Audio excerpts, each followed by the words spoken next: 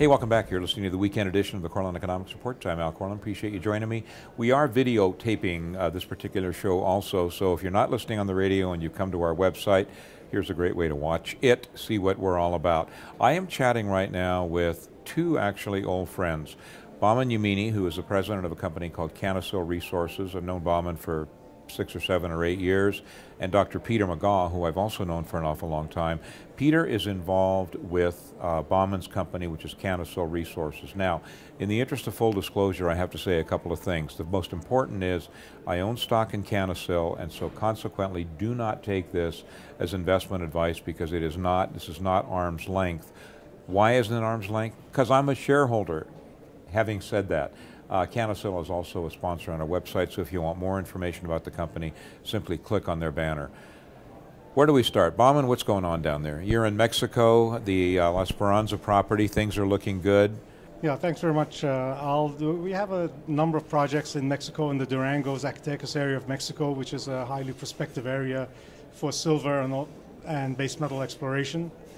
And in terms of the La Esperanza project, which is one of our larger project holdings in the Zacatecas, right on the Durango-Zacatecas border, we have an option with MAG Silver, where MAG Silver is earning a 60% interest for $5 million expenditures over 4 years. Peter Megaw is obviously involved with MAG Silver, has been since as one of the founders of MAG, and he's involved with the La Esperanza project because of his association and the work he does at MAG. Peter, I'm curious about one thing. Now, you've been around the block, maybe not as many times as I have, but a lot of times.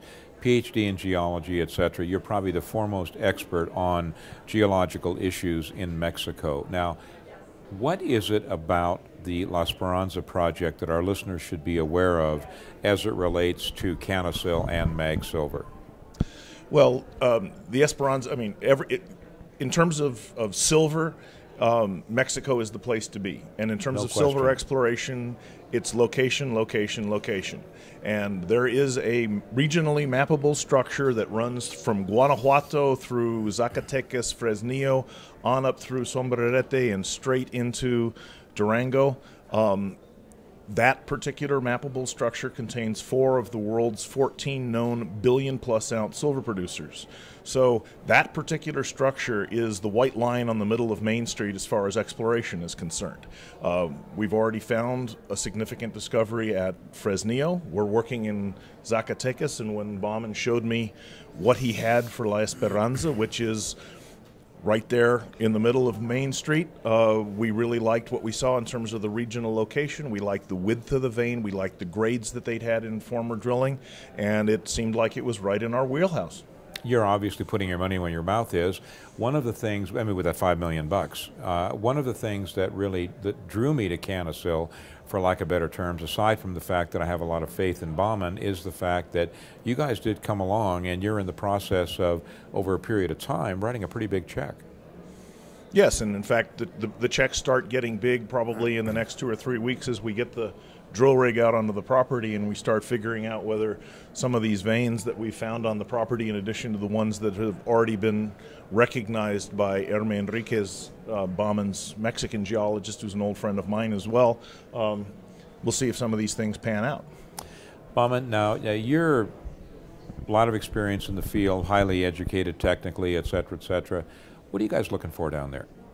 Well, what we're looking for is for potential for large mineral deposits. And as Peter said, Mexico, and particularly that Durango-Zacatecas area of Mexico, has that potential. It's been shown historically, and it has some of the largest operating mines in the world in terms of silver production.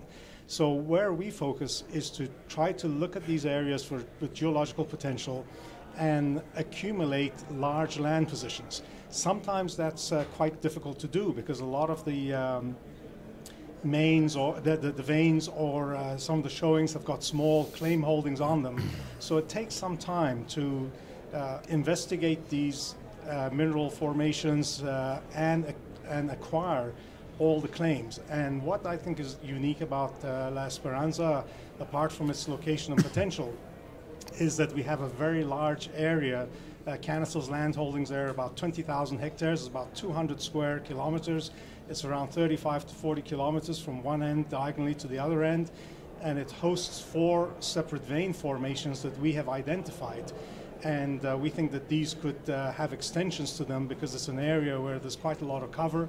So you see small exposures of the veins. But now recently the ZTEM geophysical airborne surveys that MAG did, the results tend to indicate that some of these veins could have much, much longer strike lengths and could be associated with much larger systems, both along strike and at depth. And I think Peter can comment on that in more detail. I would actually like some comments on that because you've been down there, you've been working down there for a long time. You know the area certainly as well as anybody. Comments on La Esperanza? Sure. I mean, it's very simple. I mean, MAG goes for grade and size. We're looking for district scale discoveries that have grades that are high enough to make it under any silver price. And obviously we're very happy with the current silver price, but the current silver price has taken a little hiccup, and the kind of grades we're looking for would still be economic. So we're well cushioned there. As far as La Esperanza is concerned, we see the structure, we see the right host rocks, we see enough cover to think that if there's something big there, it's very easy for the old timers not to have seen it. I will argue that the most important geologic unit on the Mexican geologic map is cover, because unlike the rest of the world where people have done a lot of work looking through cover, very little work through cover has been done in Mexico. And when you're in the right place and you're seeing the right signs, as we do at Esperanza, that's the place you want to be drilling. Taking a wild stab at this thing, and this is a forward-looking statement, but this is kind of how Big Al invests. What's the potential? Well, I'd like to say another Fresnillo, but that's sort of like comparing yourself to the mega giant. I mean, I put it this way. Mexico has a number of multi-hundred to billion-ounce silver deposits, and this is in the piece of real estate that has produced at least 4 billion-plus ounce producers. So, you know, I'm not greedy. I'd be happy with 4, 5, 600 million ounces of silver. That would be fine. Last question, I guess maybe for you, Bahman, or whichever one of you wants to address this, but you say you have quite a bit of a cushion in terms of the silver price. You say that La Esperanza is economic down to a pretty low level. What is that level? Well, I think one of the indicators is to compare it with some of the nearby mines. At La Esperanza, we have, apart from Fresnillo, which is a bit further away, about 80 kilometers to the southeast, we have close to La Esperanza, we have Pan American Silver's La Colorada mine, we have First Majestic's La Parilla mine, and also First Majestic is now developing some new reserves and very high-grade deposits in the Chalchihuitas area.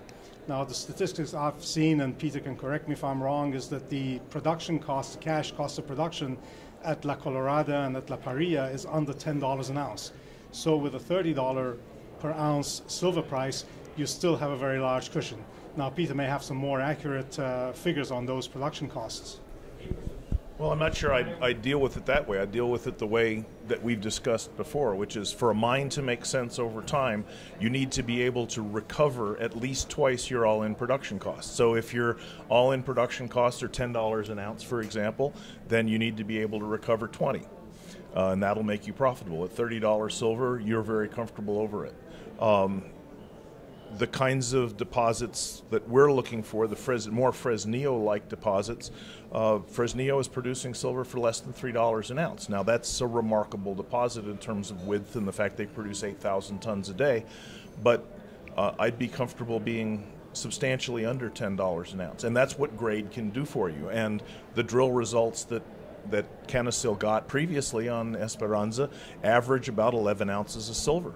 So that's a very comfortable target range to be in. Boy, I would have to say so, particularly with the silver price being what it is right now. Okay, no guarantees, no investment advice, because we don't do this on the program. Last bit of disclosure, I am a shareholder of Canasil. I'm not selling my stock, and they are sponsors on our website. Peter, Bahman, thank you so much. Big Al's going to be right back. Al. Thank you.